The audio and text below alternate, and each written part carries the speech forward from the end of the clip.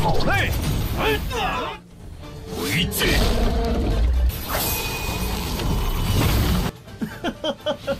还没死啊？本上将都快……你不谢谢我？我倒是想亲手除掉你女儿。当初她去城主府袭击我，我让你见识一下真正的死亡大道。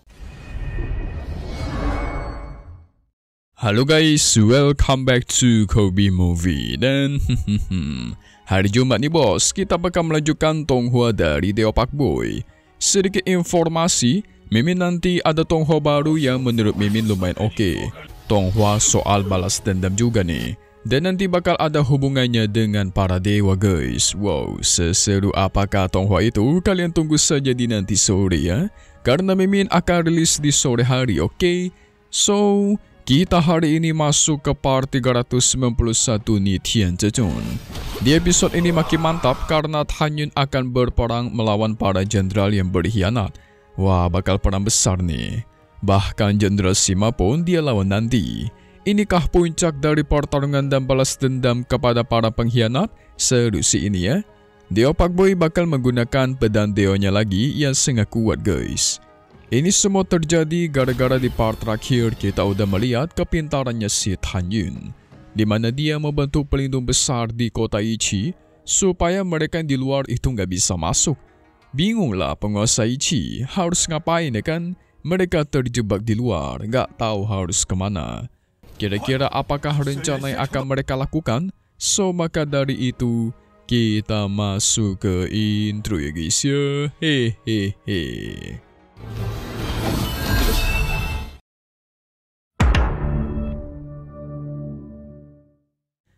Penguasa Ichi menyuruh anaknya yaitu Ao untuk pergi ke kota Yunxing dengan tujuan meminta bantuan kepada ayah angkatnya untuk mengirimkan pasukan tingkat tinggi agar membantu dia. Sementara penguasa Ichi akan mencari tuan kota Ye, yaitu penguasa dari kota Longyun terbesar. Sementara mereka cari bantuan yang lain akan tetap berkemah di sini untuk menunggu. Bakal bawa pasukan kuat-kuat nih mereka nanti. Singkat cerita, Ao pun sampai ke kota Yunxing. Setelah menceritakan semuanya tentang Tan Yun, ayah angkatnya mendengarnya tentu kaget. Tan Yun melakukan sejauh itu sampai berhasil menguasai kota Ichi mereka. Tidak ada yang bisa masuk. Jadi Ao berharap agar kota Yunxing mengirimkan banyak pasukan untuk membantu tentunya menghancurkan pelindung lalu menghabisi Tan Yun yang ada di dalam demi balas dendam.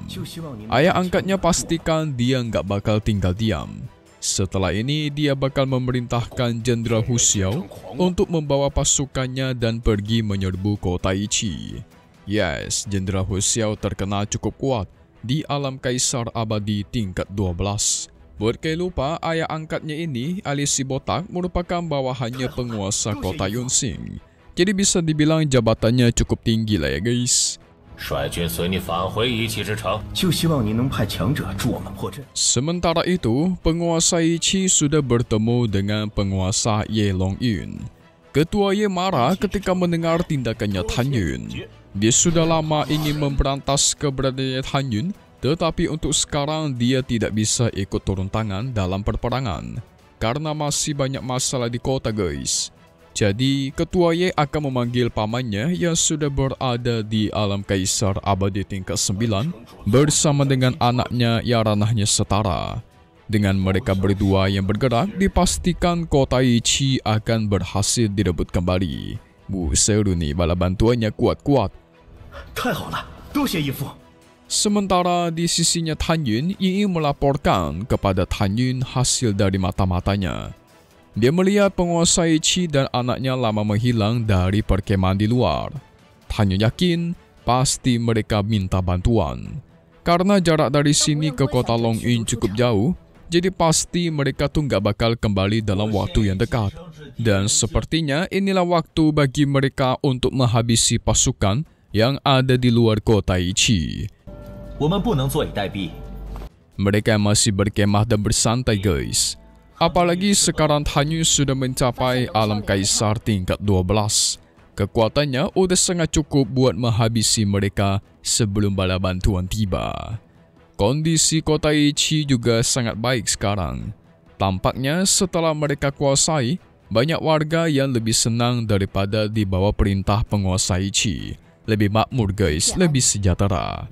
Ya, kalau dia Pak Boy kita mah memang sangat memanusiakan para rakyatnya ya kan. 我现已晋升至地人境12级， 属下潜入城外一气之城大军驻地。 Singkat cerita, Tanyu bersama Jenderal Son Yuan menyerang para pasukan pengkhianat yang berkemah di luar.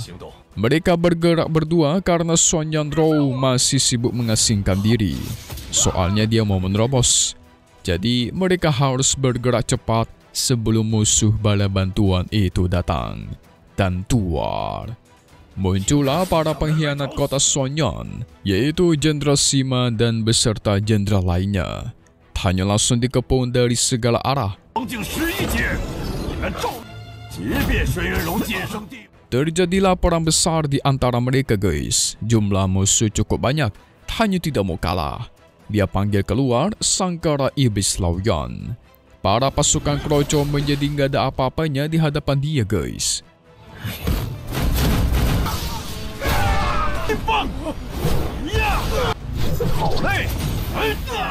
Sementara Jenderal Son Yuan terkepung oleh para pasukan pengkhianat. Dia akan membalaskan kejadian di ngarai jurang waktu itu. Serangan teknik naga biru pun dilancarkan. Terjadilah adu kekuatan yang begitu dahsyat.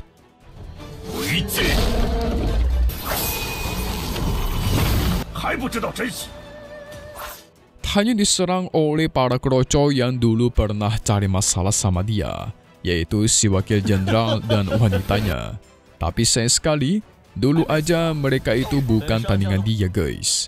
Apalagi sekarang ya kan. Si gadis itu Tanyu bakar jadi abu dalam waktu singkat. Sementara wakil jenderal dia hancurkan kepalanya dengan dibanting-banting ke tanah guys. Buset, ngeri banget lord kita nih, sadis banget. Wanita pun gak peduli dia, langsung dihabisi. Sekarang gantian, Tanyun akan menghabisi Jenderal Sima. Jenderal Sima mengira kalau Tanyun lah yang sudah menghabisi anaknya guys. Tanyun juga baru tahu, Fei Er itu adalah anaknya. Waktu pertama kali bertemu ketika dia diserang di rumah tuan kota, itu pasti perintah suruhan dari Jenderal Sima kan? Tanyu memang sedari awal ingin menghabisinya dengan tangannya, tapi sayang, dia meninggoy duluan di tangannya orang lain. Jenderal Sima nggak percaya dong, orang yang menghabisi putrimu itu adalah Jenderal Kuang, dan Jenderal Kuang sudah mati di tangannya. Secara tidak langsung, Tanyun udah membalaskan dendamnya Jenderal Sima. Tapi lagi-lagi dia masih nggak percaya guys. Malah menganggap Tanyun sengaja mengolok-olok kematian dari putrinya.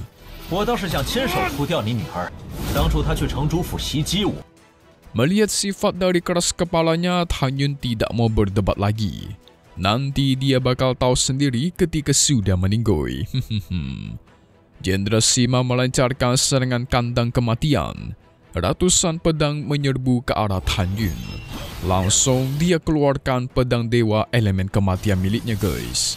Seketika semua serangan Jenderal Sima dihisap oleh pedangnya Tanyun.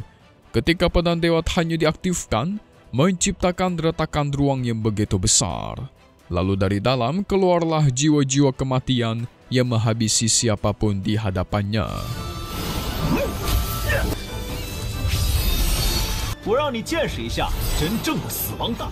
Dalam waktu singkat, puluhan orang pun dihabisi.